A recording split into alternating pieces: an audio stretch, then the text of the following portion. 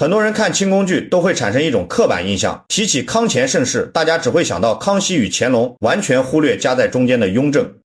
可真实历史里，在位仅有13年的雍正，一手填补康熙晚年留下的巨额国库亏空，又给乾隆60年的奢靡统治攒下充足家底，明明是撑起盛世的核心人物，却被后世史书刻意淡化，甚至民间流传大量抹黑他的野史流言。有人说他勤政爱民，是清代少有的务实明君，也骂他手段狠辣，独断专权。两种极端评价同时集中在一人身上，雍正为何会成为大清12帝里争议最大的帝王？今天我们抛开电视剧虚构桥段，结合正史制度与真实朝堂斗争，一层层拆解他执政的功与过，看懂一套看似利民的政策。为何会埋下王朝百年隐患？喜欢深挖古代朝堂权谋，分辨野史与正史的朋友，麻烦先点个赞，订阅我的历史频道，评论区聊聊你心中雍正究竟是明君还是暴君？你们的支持，我才能持续产出不掺虚假故事的深度历史解说。我们先从雍正登上皇位的背景说起。九子夺嫡这场残酷储位之争是影响他一生执政风格的根源。康熙晚年，皇子们各自拉拢朝臣，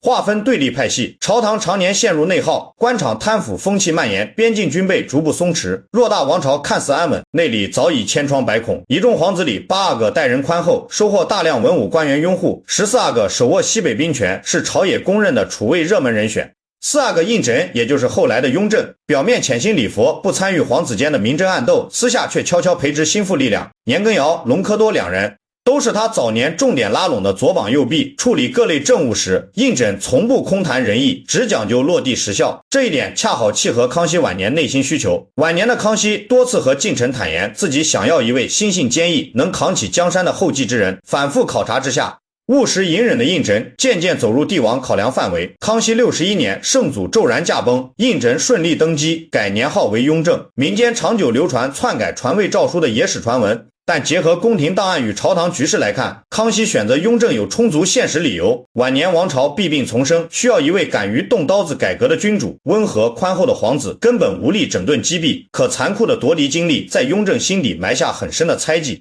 他十分忌惮宗亲、权臣、文官结党分权，为了牢牢攥住皇权，他接连推出多项全新政治制度，每一项制度初衷都是稳定朝堂，长远来看却不断强化君主专制。首先是秘密立储制度，前朝公开册立太子，极易引发皇子争斗、太子与皇帝争权的乱象。雍正吸取自身夺嫡教训，定下全新规矩，皇帝生前写下2份储君诏书，一份随身携带，一份封存于乾清宫正大光明匾额后方。帝王离世后，2份文书对照确认继承人，全程杜绝皇子提前勾结朝臣，单看短期效果。这套制度完美规避了皇子夺嫡的流血冲突，可放在清代八旗传统里，早期部落首领由旗人共同推举，皇帝单独一人全权指定储君，彻底剥夺宗室议政的话语权。从政治发展角度来说，这是一次明显的倒退。更讽刺的是，雍正亲自选定的继承人乾隆，登基之后几乎全盘推翻父亲制定的多项核心政策。乾隆喜好好大喜功，频繁发动不必要的对外战事，消耗大量国库积蓄。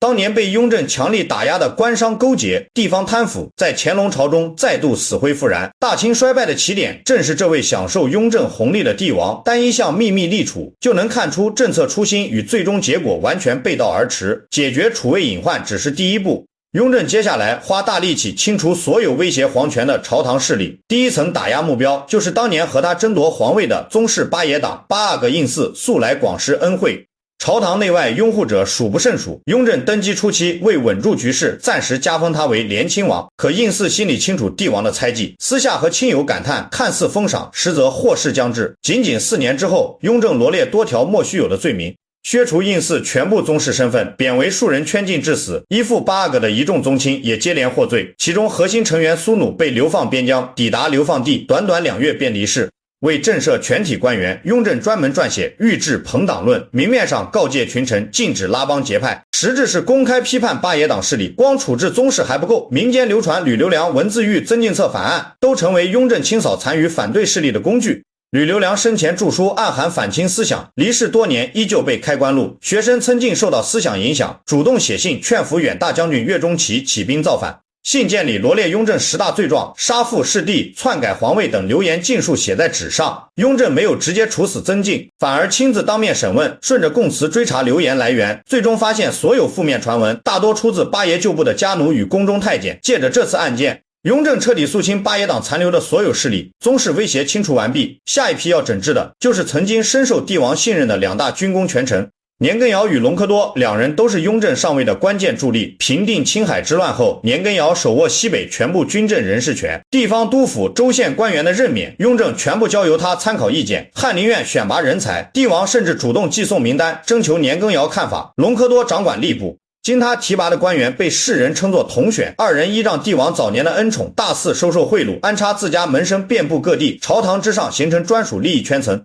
身为皇子时，雍正依靠结党壮大自身，登上95之尊后，却绝不允许臣子复制自己当年的做法，任何私人势力都会被视作皇权的巨大隐患。雍正逐步拆分西北兵权，罗列92条重罪，赐死年羹尧。隆科多被多次削权囚禁，直至病逝狱中，两大权臣集团彻底瓦解，宗室武将全部清理完毕。最后需要管控的是传承千年的科举文官朋党。古代科举体系天然容易催生利益团体，考官与考生形成师生纽带，同届考生互称同年，层层交织，形成足以制衡皇权的文官集团。明朝东林党就是最典型的例子。康熙朝大臣徐乾学依靠多次主持编书、科举的机会，不断提拔门下学子，慢慢聚拢一股庞大朝堂力量。即便此人离世，科甲结党的风气依旧根深蒂固。雍正一直在等待合适的契机出手。雍正3年，御史李喜弹劾心腹田文镜，指责对方为官刻薄，打压正统科举出身官员。田文镜当即上书辩解，点名李系是因为自己不攀附文人圈子，才遭到集体排挤。这件事正好戳中雍正长久以来的顾虑，他当即判定李阔的结党营私，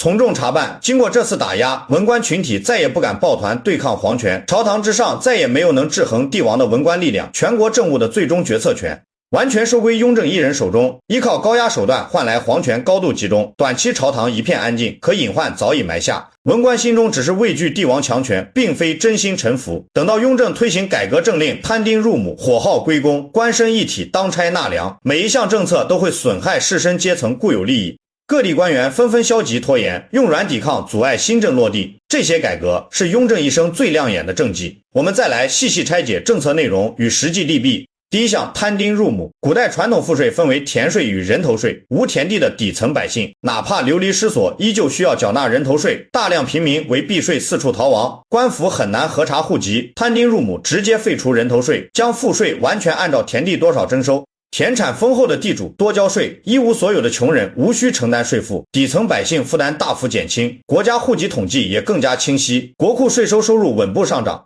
第二项，火耗归公。地方官府征收粮食白银时会产生熔炼损耗，地方官员借机私自加高损耗比例，层层盘剥百姓。雍正规定各地火耗统一划定标准，全部上交国库，再从中分出一笔银两下发各级官员，也就是养廉银，用正规高薪遏制官员私自贪污。两项改革叠加，直接夯实后来乾隆盛世的经济根基。可这里存在一道无法调和的矛盾，所有改革落地都需要地方官员实操。雍正一边不断打压文官集团，一边又必须依靠这批人执行新政，官员长期遭受严苛管控，心中积攒大量不满。帝王在世时凭借超强精力亲自盯控全国大小事务，官员只能隐忍妥协。一旦雍正离世，约束力瞬间消失。继位的乾隆察觉到百官积压的怨气，立刻调整治国思路，全面放宽严苛管控。首先废除官绅一体当差纳粮这条触动士绅利益的政策，原本需要分担10亿的举人、秀才重新免除所有义务，起义重担再度全部压在普通百姓身上。雍正苦心平衡的贫富赋税格局，短短数年便出现倒退，朝堂风气彻底转向宽松，官员捞取私利不再受到严格约束，贪腐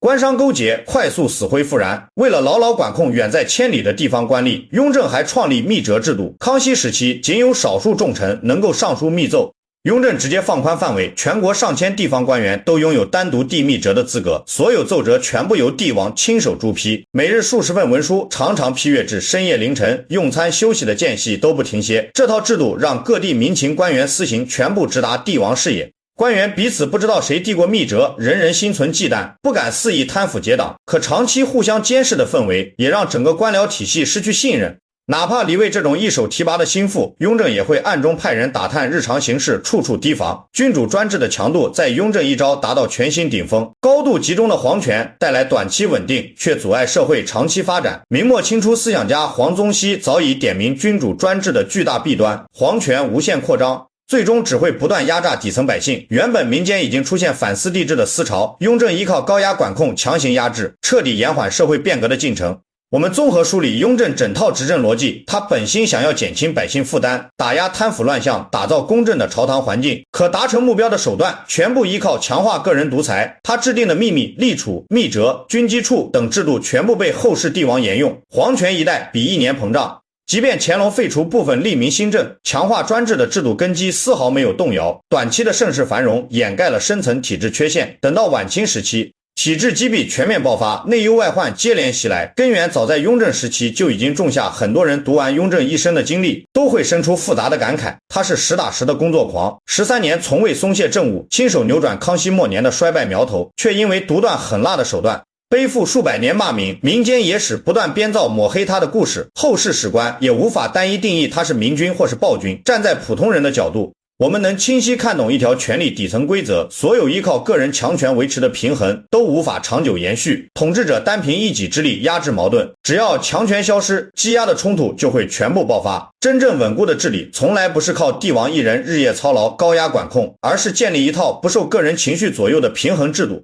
对比历代帝王就能看得一清二楚。朱元璋大肆株连官员，朝堂人人自危，西晋皇族互相屠戮，耗尽王朝根基。雍正吸取滥杀的教训，精准打击核心威胁，不搞无差别满门株连。可他选择了加强专制这条路，依旧给清王朝埋下无法逆转的隐患。他一心创造利民善政，却因为制度设计的短板，让所有红利只能短暂存在。等到下一代帝王掌权，所有改革成果大半付诸东流，只留下无限扩张的皇权束缚后世百姓。读懂雍正身上功过交织的矛盾，我们才能明白，评价一位古代帝王不能只看表面政绩，更要看他留下的制度会给百年王朝带来何种长远影响。不片面吹捧，也不盲目抹黑，客观拆解权力背后的利弊，才是读历史真正的意义。喜欢本期深度解析雍正执政功过的朋友，不要忘了点赞订阅我的频道，评论区留下你的看法。你觉得雍正算一代明君还是专制暴君？下期我们接着拆解清代另一桩权臣大案，继续深挖藏在制度之下的帝王权谋。